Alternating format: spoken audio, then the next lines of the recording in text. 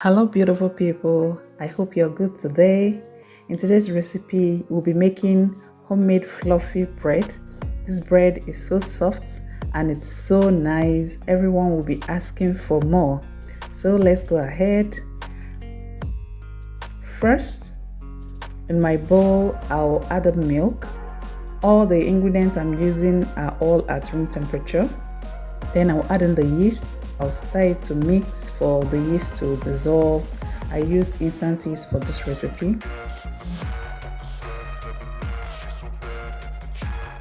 Now I'll add in 1 large egg. I also added in melted butter. And I'll add in sugar. And I'll mix all this to combine properly. The egg yolk to dissolve and everything to come together. Now I'll bring in my bread flour. You can use all-purpose flour if that's what's available to you, but I found out that the bread flour absorbs more water than the all-purpose flour.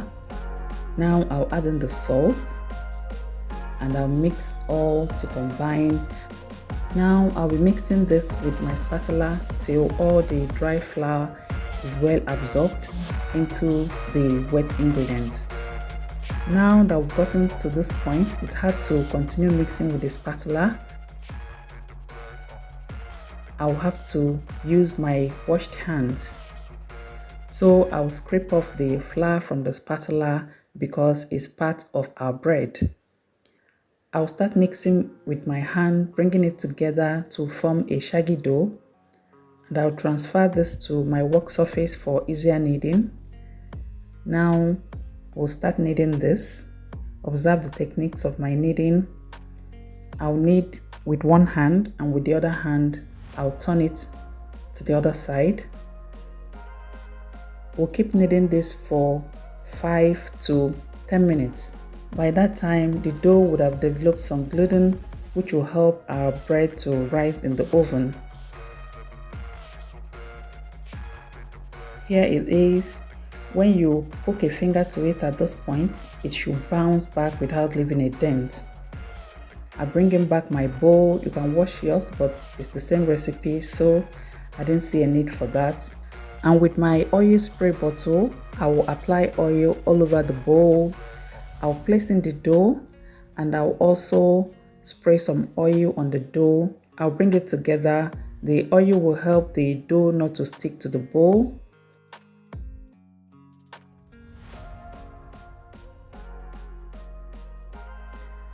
I'll cover this with my cling film. You can use any plastic bag. We want it to retain the heat, and I will set it aside and allow it to rest for 40 minutes. This is 40 minutes later. You see how well our dough has risen. That is to show you that we did a good job while kneading it.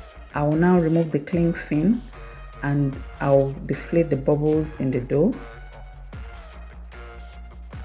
We'll turn to the other side and bring it together. Fold it into a ball.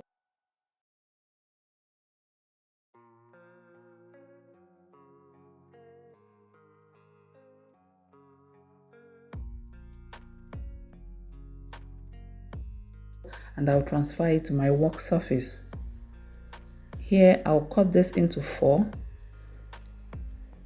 and we'll work with one at a time.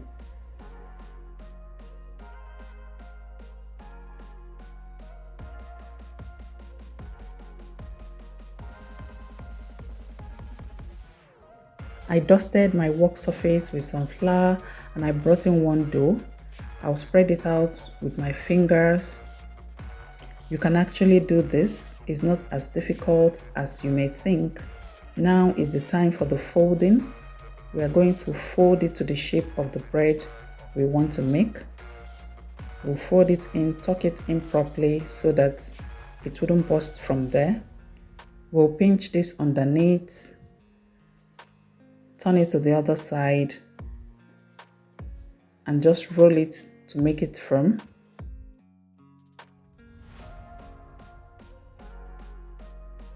Now I'll place it into my baking pan. Let's do this one more time. The more you do this, the more you get perfect with it. Spread it out with your fingers.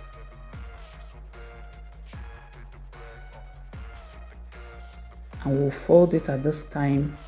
You see how elastic it is because it developed gluten while we're kneading it.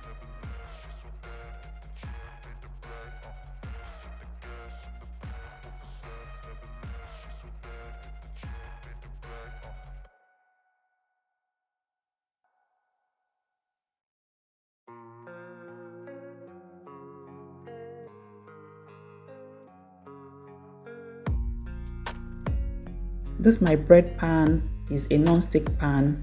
If yours sticks or if you're not sure, please apply butter all over the pan before placing in the dough so that it doesn't stick when you're bringing it out from the oven. Look at how beautiful these doughs are. Now I'll cover this with my kitchen towel and allow it to rest for 1 hour. This is 1 hour later. It has doubled in size also. I've been preheating my oven for 10 minutes now. Please check the specifications of your oven.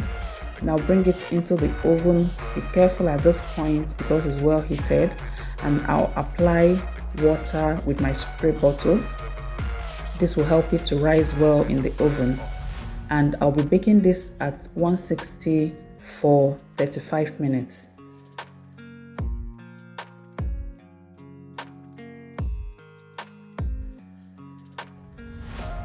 And here comes our bread. Look at that beautiful crust. This bread is so delicious. You can have it with tea, as a standalone, with juice.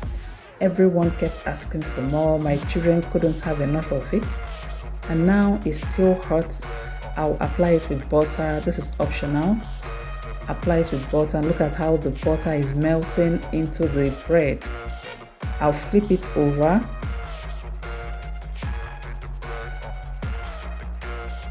To know if your bread is well cooked, when you tap it at this point, it should make a hollow sound. I'll bring it into my cooling rack. It's important to bring your bread into your cooling rack once it's off from the oven so that it doesn't start sweating and getting damp. I allowed it to cool down for 30 minutes, and this is how it looks like now. It's so fluffy, it's so soft. If your bread is not cooled well enough, when you press it, it will dampen inside. This bread is so delicious.